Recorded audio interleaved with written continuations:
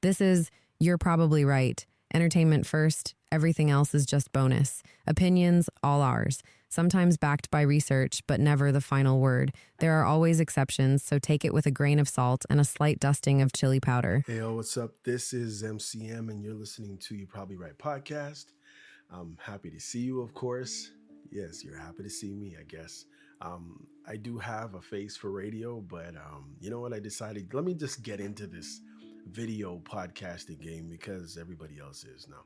I just thought it would be kind of cool to do one.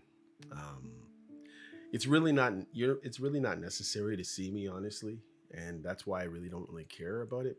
Not to mention, because I do this podcast by myself, to have somebody pay attention to whether the camera's on, whether the recording stuff's right, and all this other stuff's going on, and lighting. And obviously, my lighting's not that great. I'm doing this in the dark. It's late at night now, and yeah. I also got these earrings digging into my ears. I think I should probably take those out. Actually, whatever. Who cares? Anyhow, 20 things that will trip you up when someone doesn't love you. Now, I know that I always say that, entertainment first, and that is true. But I can honestly tell you that a lot of these things that I do or say in my episodes, they come straight from the heart because I've been through stuff and I know other people go through things as well. So I try to do my best to think about others, and I'm always a person who likes to open a door for someone else. If I had to push a door open and it got slammed on my foot or my arm 5 times, I don't see why I shouldn't try to open that door and hold that door open for someone else so they don't have to go through what I went through. So that's kind of pretty much the basis as to why I actually do this podcast, period, because I'm not making any money. It doesn't look like money here, y'all. You got this one old time switch, and yeah. Anyhow, that teddy bear behind me, whatever it is. Okay, so listen. There's a certain kind of relationship that it doesn't feel dangerous at first. As a matter of fact, it feels exciting.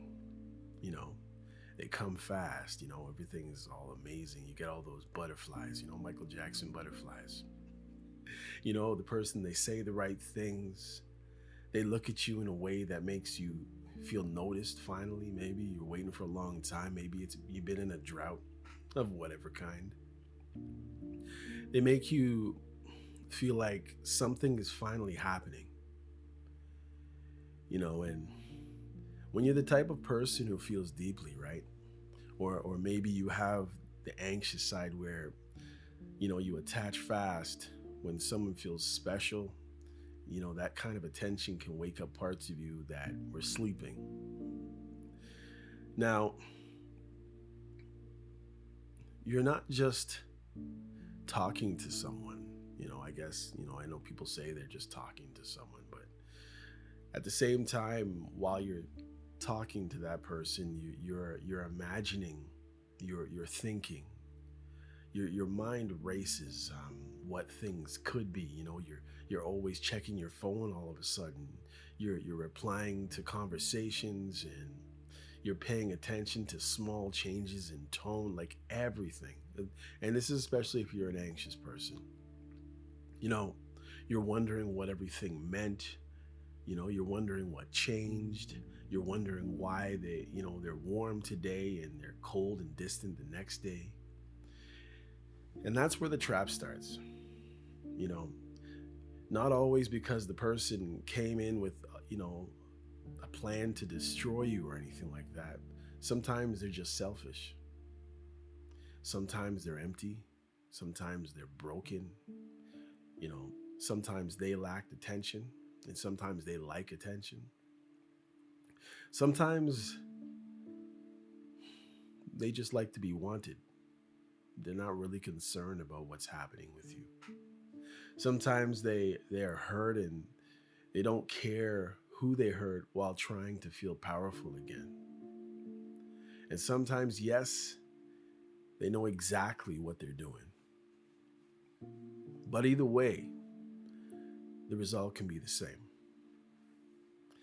You end up giving pieces of yourself to someone who isn't even giving anything really back to you.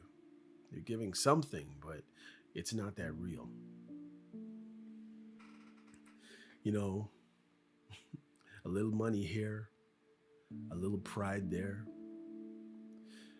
a little sleep, a little self respect, a little health, a little peace, a little more time, a little more forgiveness, a little more understanding. And one day you wake up and realize this person didn't really take you in for real. You know, they eat you piece by piece. And I know it might sound weird to someone, but I mean, if you've gone through this, you know it's like you're doing so many little things, small little things, and you're paying attention to everything, and they mention something and you see if you can go get it for them, or they mention something gives them a hard time and you try to fix it for them. And this is the part that most people, you know, they really won't understand if you try to explain it to them. It eats away at you. Some people, you know, they don't want to break your heart with one big event, right? It's kind of funny how it goes.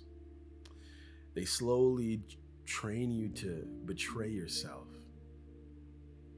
And that's what I want to talk about. 20 things that will trip you up when someone doesn't love you. And I'm not saying, you know, this is for men only. This is for women too. Men do this. Women do this. Good people do this. Lonely people do this. People who believe in love do this. People who believe in marriage do this. People who believe they can fix someone and some things do this. People who made one mistake and have been trying to pay for it ever since. Yeah, maybe it was a moment of indiscretion, as they say, and ever since that, it's like you feel like you're trying to catch up, and for some reason, you just can't catch up no matter what you do. So let's walk through this. Okay, so number one, they come in fast and wake up your emotions before there's even evidence that it should be woken up. And that's the first trip. Some people don't enter your life slowly. They rush in. The conversations feel intense. The chemistry feels real. The attention feels personal. They make you feel seen before they've actually proven that they're safe. And that's the danger. Because once your emotions wake up, right, you start giving meaning to things that are probably just moments. You know, a long conversation becomes a sign for you. A compliment becomes a signal. A little vulnerability becomes proof. A look becomes a promise. But feelings aren't evidence. You know, some people are good at creating feelings, but they're not good at relationship building. And if you're not careful, you can become loyal to, to somebody who gives you a feeling before you even know what their feelings really are, whether or not their feelings are there at all. Number two, you start giving them a role in your mind before they have even earned a role in your life at all. This is where imagination gets expensive. You start thinking about what they could be or what could come from this. Maybe this could be the one. Maybe this could finally be different. Maybe this is why the last thing didn't work, and somehow what you're doing now, it's gonna work. Everything's just clicking. There's just so much chemistry, as they say. Maybe God brought this person around for a reason. Maybe all the pain before this was leading here. Maybe. But maybe not. Maybe it's not even a relationship.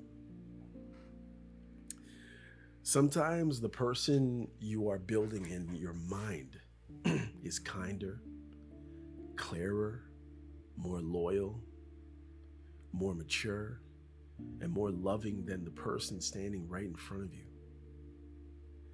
And that's how people get caught. They're not only dealing with the person, right? They're dealing with the movie that they're creating in their own mind around the person. They're doing things where they're taking snippets of perfect situations or amazing mountaintop moments.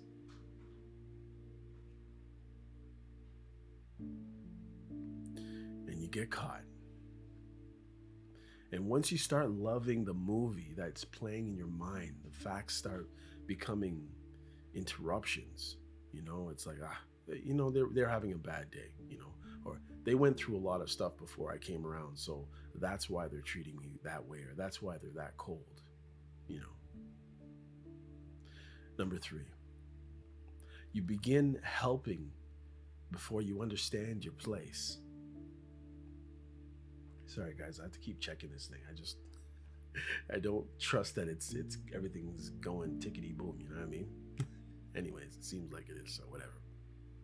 So anyways, before you know your place, you start helping, you start putting yourself in an area in their life where you probably don't belong, and you're probably not really wanted, but you're probably accepted because you're useful. And this is one where you start showing up like you already have a title in their life. You're helping with problems, helping with stress, you're helping with bills, maybe you're helping with a ride here, you're doing errands, you're helping with advice, you're helping with their emotions, helping with their children if they have them, family situations.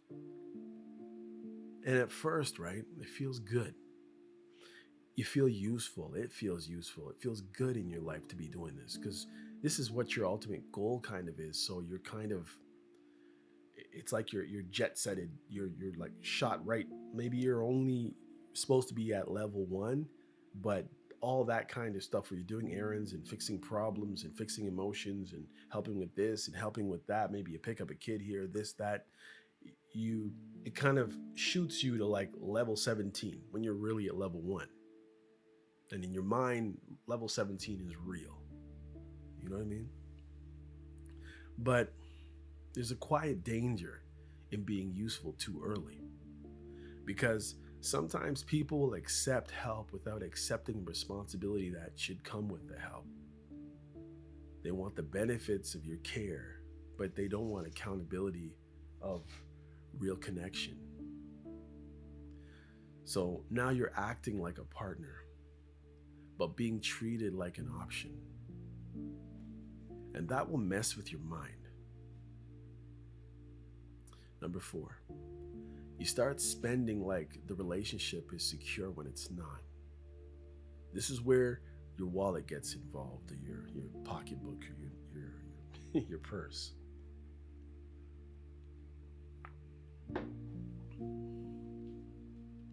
Maybe you, maybe you buy gifts. Maybe you pay for things that you shouldn't. Maybe there's people who even need your money that are really close to you in your life, and you're reserving it for this person because you're trying to build something, and this is kind of your most important venture right now. So maybe you neglect your own bills. You cover costs. Maybe you send money. You stretch yourself. And they're behaving like you have it. And maybe that's a little lie that you tell yourself. Maybe it's a little lie that you tell them, where you really reach out. And and this is a lesson, I guess, probably more for guys, but for women as well. Sometimes guys will spend and pay into somebody's life when they think that there possibly might be a future. And sometimes you misrepresent yourself. You know what I mean? You can't afford that Birkin. You can't afford Michael Kors. You can't afford Ralph Lauren. You can't afford Gucci. You can't afford Michael Murray or whatever. You know what I mean? But you're spending, you're buying it. You're buying that belt that's three to $700, maybe more. You know, you're doing stuff that, and these are just examples, but it could be anything. You know what I mean? But you're overdoing it, way overdoing it. You know, you tell yourself, it's just generosity, but underneath the generosity, there may be fear. Fear that if you don't give, they'll pull away. Or maybe they pulled away and that's what made you start giving. Fear that someone else can offer more. So you're trying to, like, in essence, keep up with the Joneses, as they say. Fear that you have to prove that you're valuable. Fear that love has to be purchased in small payments. And that's how people end up broke and trying to look worthy. And the painful part is, right, the person receiving it may not even see that it's actually sacrifice. That's what I was trying to say to you, really. They just cool, they just see the service. They see the gifts. They may not even think that, you're giving from the heart. They may just think you're just giving stuff, you know? Maybe they're just thinking that, you'll do it and you'll do it again. And that is a dangerous shift in your whole situation. Because once your giving becomes expected, your sacrifice becomes invisible. And then basically you're slowly causing yourself more than just financial problems. You're like torturing yourself at the same time. There's something maybe you needed to do for you or for yourself. I mean, for somebody that's already attached to you, maybe your own kids, maybe somebody else, maybe your parents, maybe your siblings, maybe a friend needs something, but you're giving in to someone who definitely doesn't deserve it, someone who definitely doesn't appreciate it. And, I think you kind of get the idea.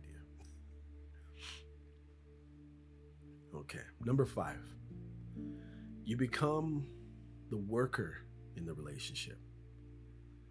There's a moment when love stops feeling like love and starts feeling like a change, like a shift. You wake up tired,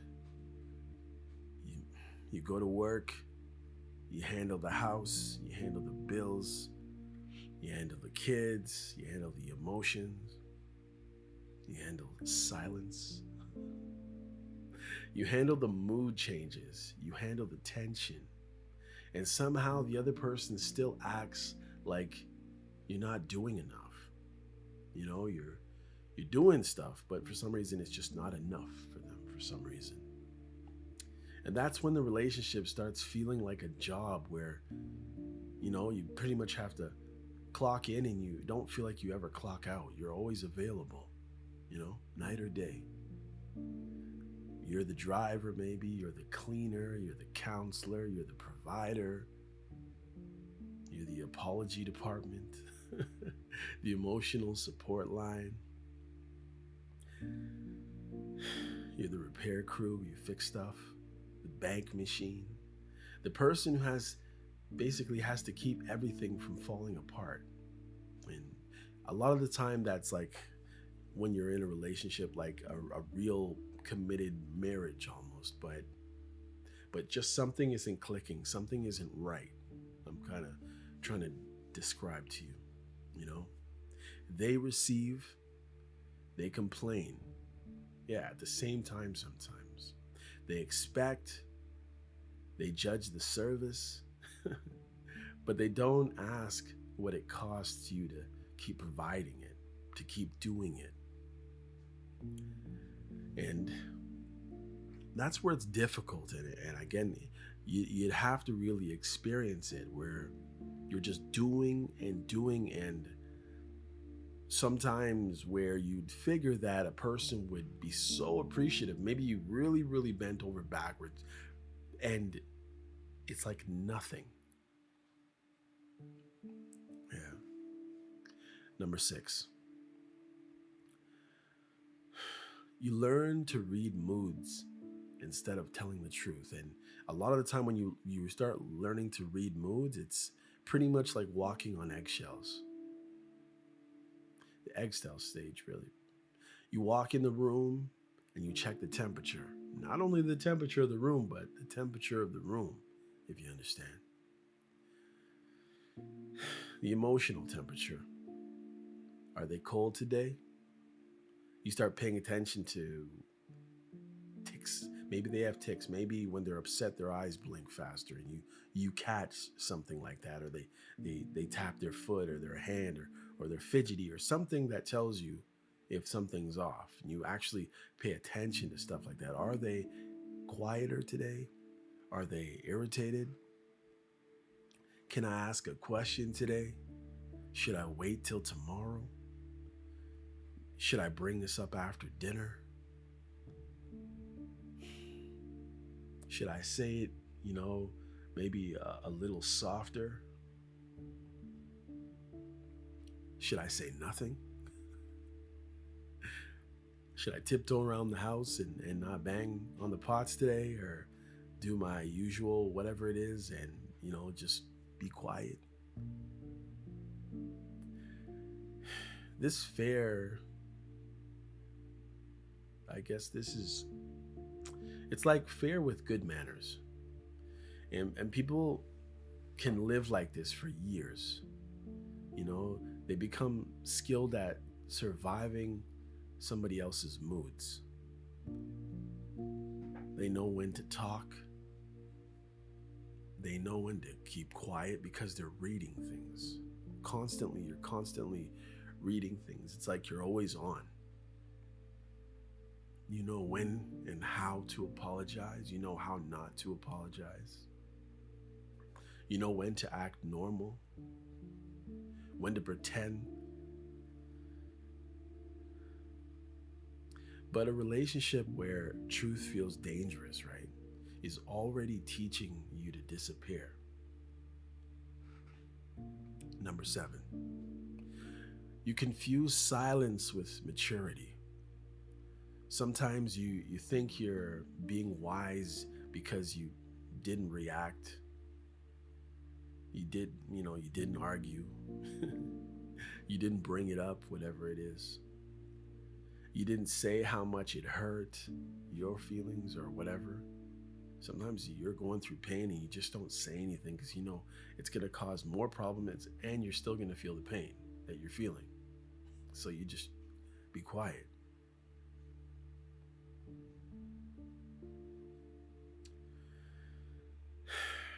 You didn't ask why their energy changed.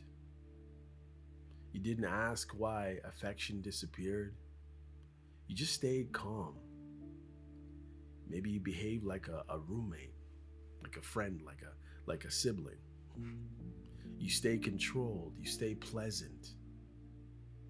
But the silence is not always maturity, right? Sometimes just the silence is just straight up fear. Sometimes silence is you protecting the relationship from the truth because you already know that the truth might expose how weak the relationship really is. And that's a hard place to live because now your peace demands, it depends on how much of yourself you're going to hide. And that's never good. Like you have to negotiate, you have to compromise certain things, but you shouldn't have to compromise who you are and how you're feeling.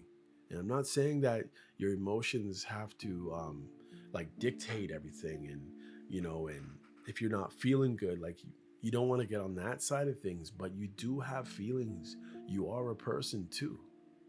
You're just as important as they are. Number 8, you explain your pain like you're in court. And this is a courtroom stage. You start presenting your case intelligently. You explain what happened. You explain how it made you feel. You explain what it meant. You explain what you didn't mean. You explain why you're not crazy. You explain why you're not jealous. You explain why you're not trying to control them. You explain why you're hurt. And you keep thinking, maybe if I explain it better, they'll understand and finally everything will be okay. But sometimes they already understand. Sometimes they change the subject on you while you think you're getting into the best monologue of your life, an amazing, well thought out soliloquy, and you just know that you know that you know that you've explained yourself properly, and somehow nothing changes. As a matter of fact, sometimes they behave like you didn't say anything at all. And that's the part that hurts. Because when somebody keeps hurting you after you explain the wound, the problem is no longer information. The problem is value. Your pain has been heard. It's just not being honored.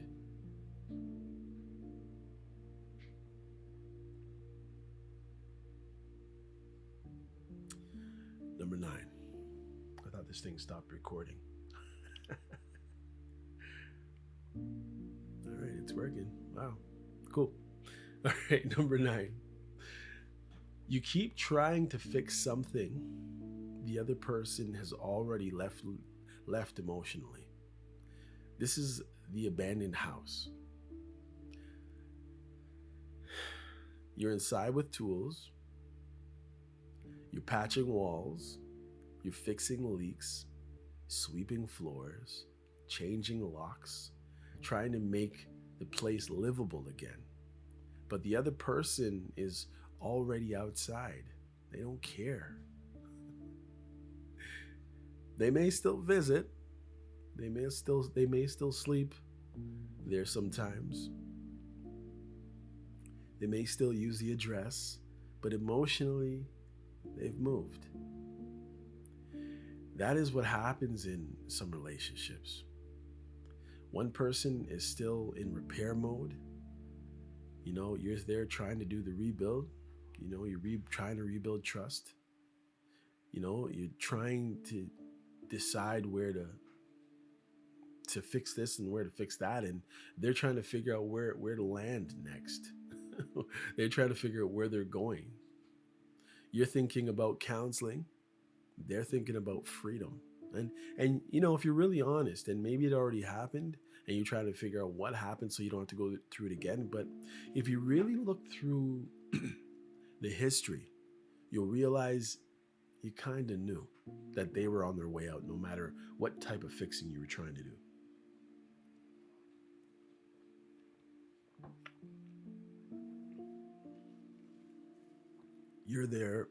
You're there trying to restore love.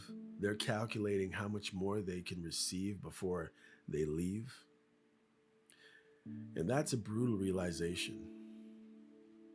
But some people are not going to be repairing with you.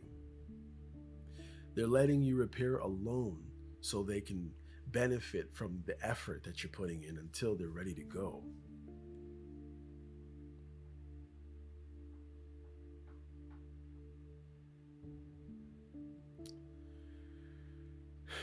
Number 10, you start paying for everything. You pay for every mistake.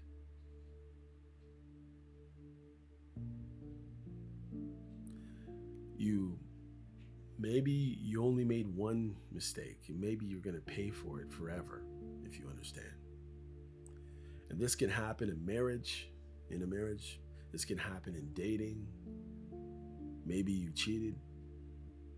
Maybe you lied because you were trying to smooth something over and you were worried about what would happen if they knew the truth. It can happen after a bad decision, maybe financial. Maybe you purchased something that you shouldn't have purchased and it turned everything upside down. And even when you fix the situation, it's still a problem. It gets brought up in every argument. It can happen after any kind of betrayal or disappointment. You did something wrong, you know it, they know it, you admit it, you try to make it right, and yes, trust does take time, right? But there's a difference between healing and punishment. Some people will keep you in emotional debt forever. They don't fully leave. They don't fully forgive. They don't fully return.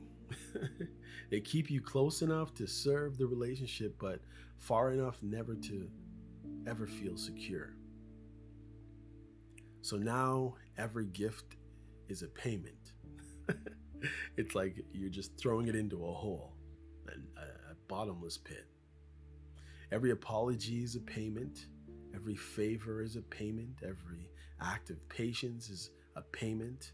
And balance never really goes down.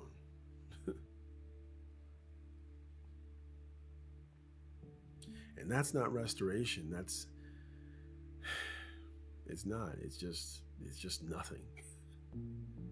There's no release date on the restoration. It's never going to be fixed.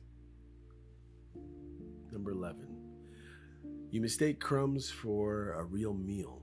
This is where starvation changes your standards. After days of coldness, one kind of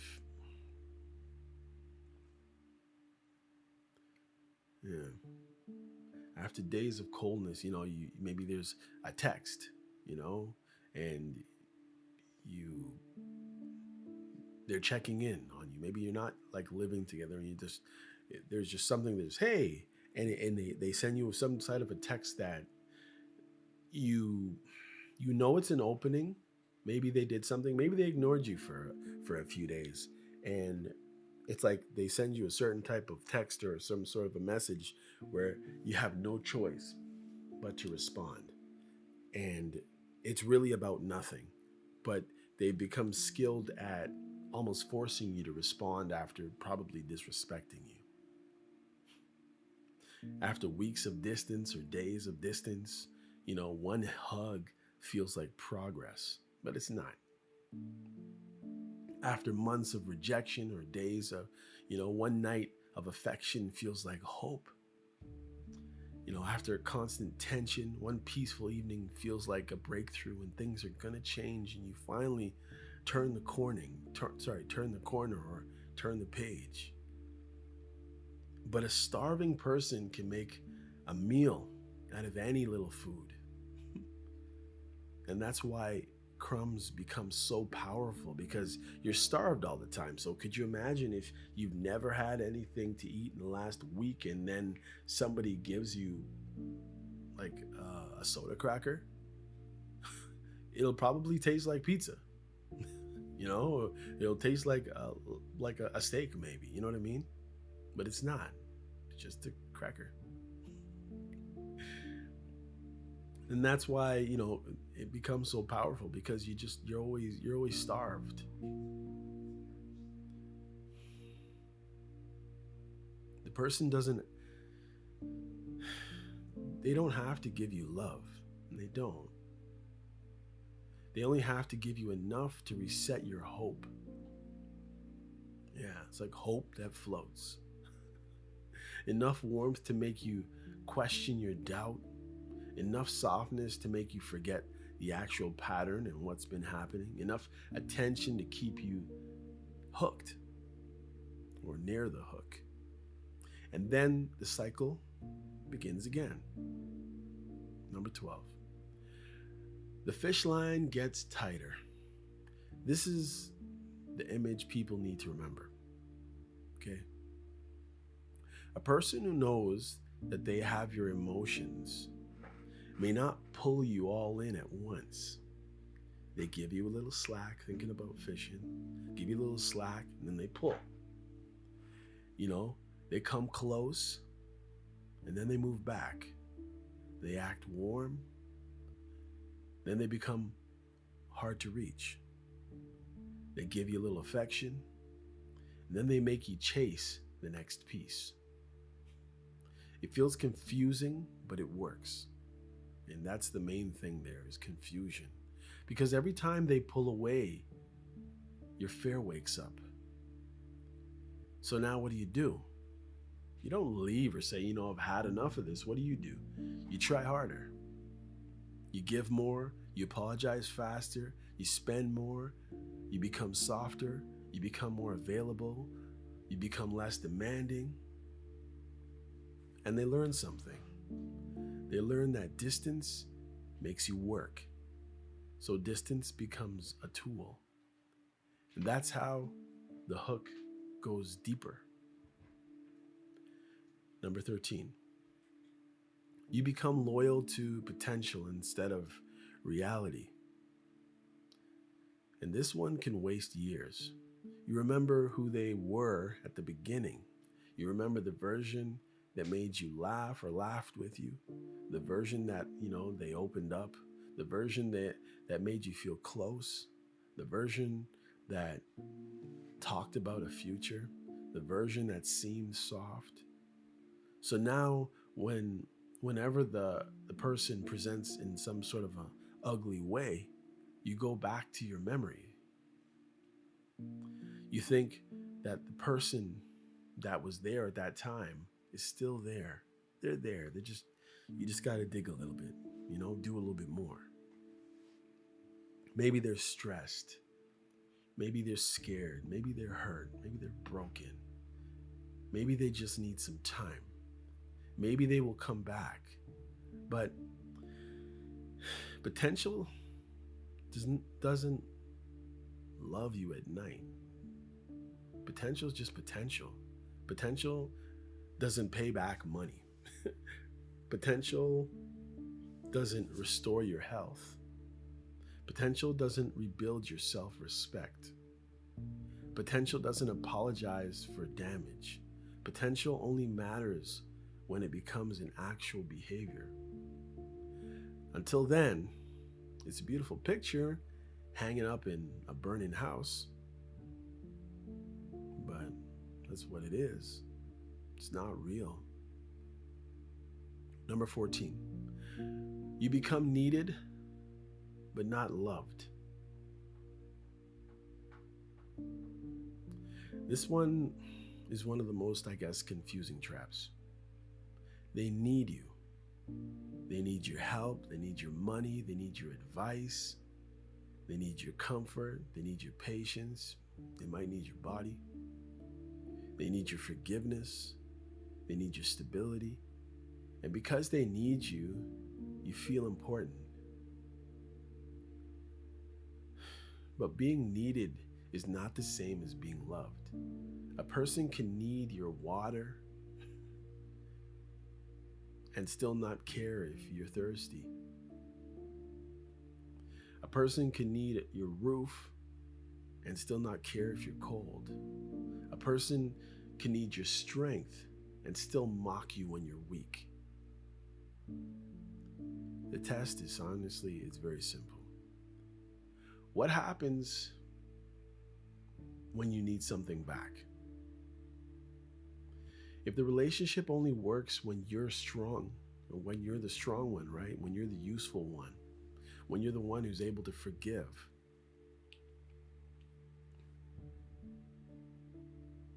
then you may not be loved.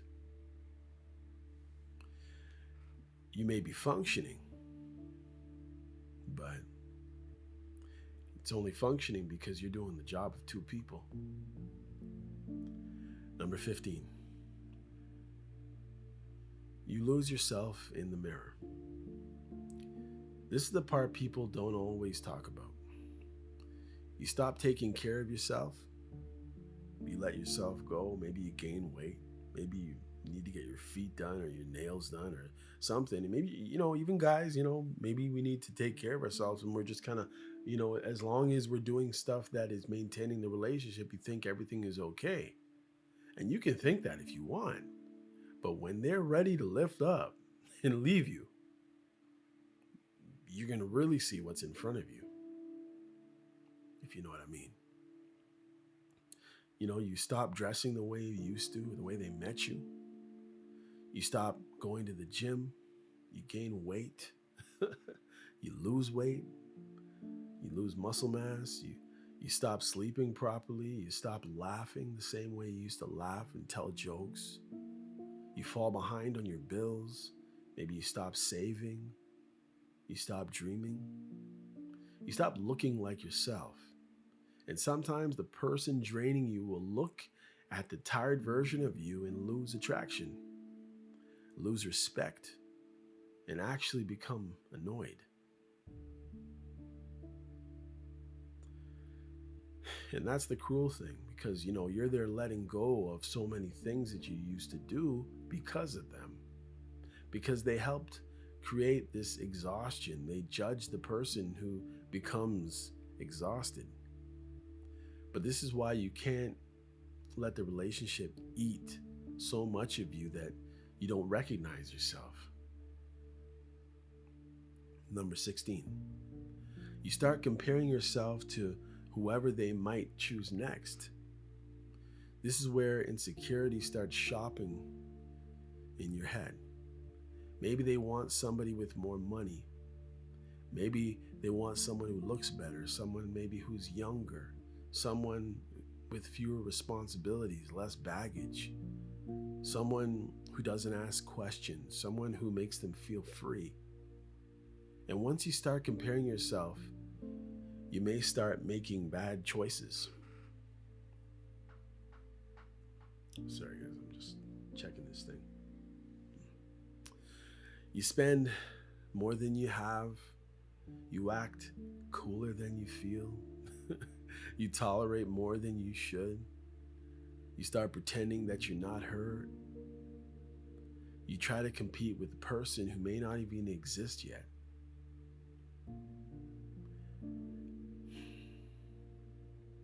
And then you lose, obviously, to an imaginary rival. Person doesn't even exist. Or maybe they do. Or maybe just in your head.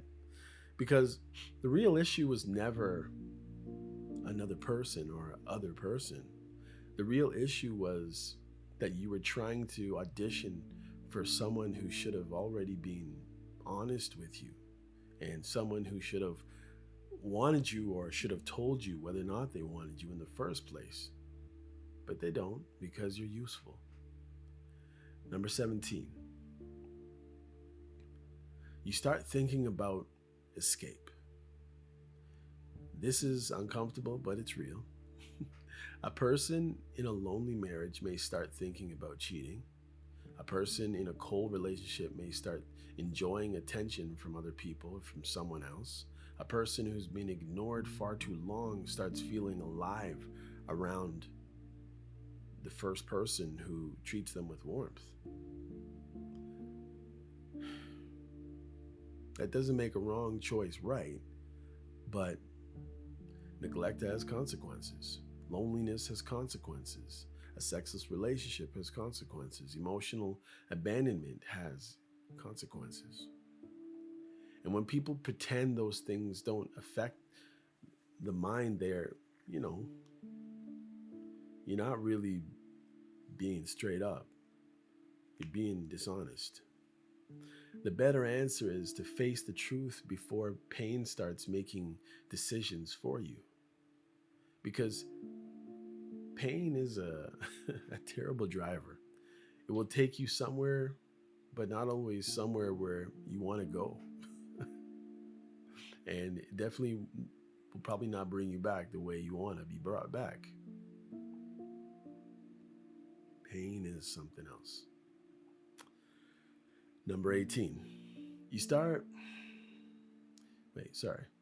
stay because leaving would prove how much you lost, right?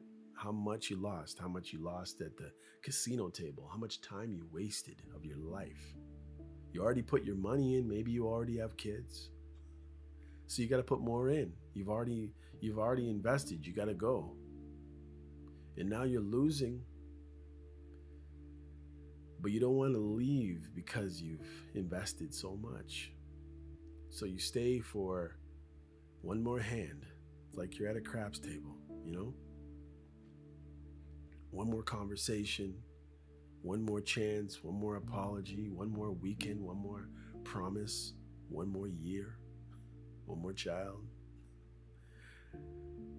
And then the bill gets bigger. Not because the relationship got better, because you could not face how much it already cost you. And that's how people stay too long. They're not staying because they're loved. They stay because they're trying to make all the suffering that they've gone through worth it. Number 19. They may leave without remorse. This is the part nobody wants to really think about and believe, because they always hope for the best. They always think that things can somehow end up Disney, even though they've been like a horror show for the longest time. That's the pattern. But they remember the warm, nice part of the crazy movie before all the other stuff happens. That they just remember the beginning, the first 3 minutes, when everything is perfect and blue skies and it's sunny outside. Maybe you're waiting for a speech. Maybe you're waiting for an apology. You're waiting for them to admit that they drained you. Maybe you're waiting for them to say they still love you. Waiting for them to say they should have treated you better. But some people will never ever give you that. Never. Even if you've moved on, even if they've moved on, sometimes some people will never give you that. And they'll leave with a clean, clear mind, like if nothing ever happened. They'll look you right in the face like everything is okay. They'll usually minimize what you gave. They might even rewrite a story and say that you guys just had something once, or they used to know you. They make all your pain sound like it's just drama. They'll move on like your sacrifice was just something that happened. And if you're waiting for their remorse to heal, you may be trapped in that for a long time, and you're probably just going to be trapped in your head. Sometimes closure is not them admitting what they did. Sometimes closure is you finally admitting what it cost you. 20. You finally ask what the relationship is doing to you. Now, not what you wanted it to become. Not what it was in the beginning. Not what they said. Not what they promised. Not what it would be or what might it be one day, but what it's doing to you now, what it actually did. Are you healthier? Are you clearer? Are you stronger? Do you have more peace?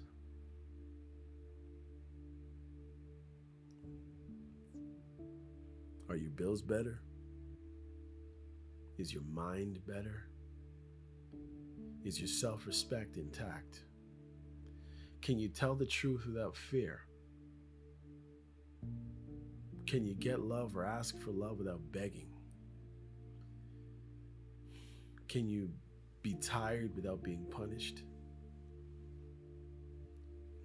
Can you need something without becoming a burden or feeling like you're a burden?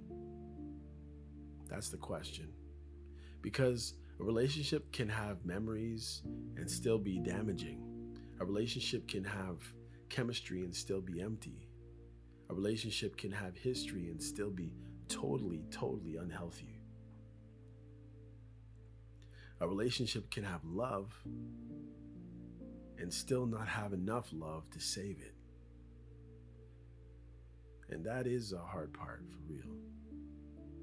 When you know that something's there, but it just doesn't fully connect all the puzzle pieces. Something is still missing. You ever try a puzzle piece, like maybe 500 pieces, and all of a sudden there's like some nut who took one of the pieces and bounced so you never really get everything. You feel like that. It's like you get all this stuff or you do all these things, but for some reason there's no lasting satisfaction. Sometimes the person doesn't have to hate you to destroy you. They just have to keep taking while you keep giving. So anyhow, y'all, if you're listening to this in your car or you're walking or you're in bed or sitting somewhere trying to understand why you feel so tired, then this is the moment to stop arguing with what's actually just obvious. Maybe you're not tired because you're weak. Maybe you're tired because you've been carrying the whole relationship by yourself.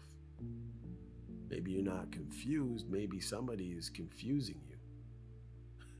You don't know whether to stand, to sit, to stand, to run, to jump.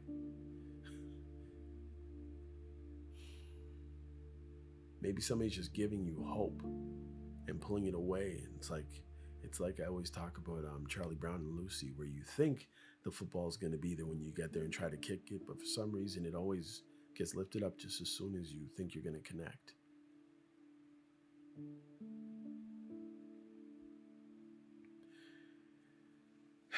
Whole thing is, y'all, you got to do your best to take care of you. Yes, you can take care and try to take care of everybody. You can do everything around you is to the best of your ability, but you have to look and say, what's happening to me at the same time? You are important too. Okay, please remember that. You can only literally do so much. And if what you're doing is literally breaking you at all times and you're supposed to be in some sort of a relationship, then something needs to be checked for real. You can't live with somebody just torturing your life while you're giving. You can't be in a relationship where you're supposed to be man and wife and you feel like your brother and sister because nothing else is going on. Something needs to be fixed.